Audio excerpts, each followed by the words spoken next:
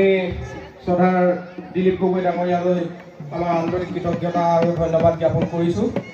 আৰু আমি পক্ষী সাথীসকলক উদ্দেশ্যি দুআষাৰ শুভেচ্ছামূলক বক্তব্য ৰাখিবৰ কাৰণে আমাৰ প্ৰশিক্ষক মামু বৰা বাইদেউক আমি অনুৰোধ জনাইছোঁ।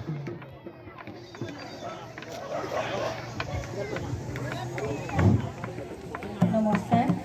বুঢ়াগাঁওবাসী ৰাইজ আৰু পক্ষী সাথী সকলোলৈকে ৰঙালী বিহু ওলগ জনাইছোঁ। মোক আপোনালোকে নিমন্ত্ৰণ কৰি আনিলে 7 দিনীয়া কৰ্মশালাৰ কাৰণে। যিমানখিনি পাৰোঁ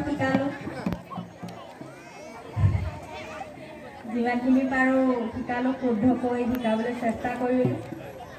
সকলোৰে আশা সফল বিভূতি হোৱাৰ হেঁপাহ সকলোৰে ঢুলীয়া হোৱাৰ আৰম্ভকণ কৰি দিছোঁ। পিছত তেওঁলোকে আগুৱাই যাব বুলি আশা ৰাখিছোঁ। বিশেষ কিনো ক'ম আৰু সকলোলৈকে নৱবৰ্ষৰ শুভেচ্ছা জনাইছোঁ। ধন্যবাদ।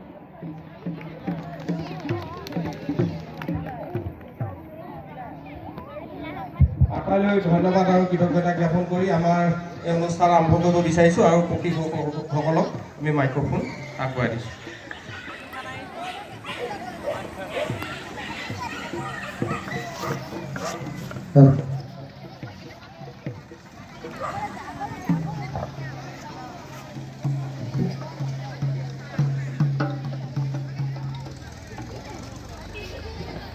হয়, ময়ূৰিমা গগৈ আৰু নামটো কি আছিলে? হা, কাকলি গগৈ কাকলি গগৈ আৰু ময়ূৰিমা গগৈ।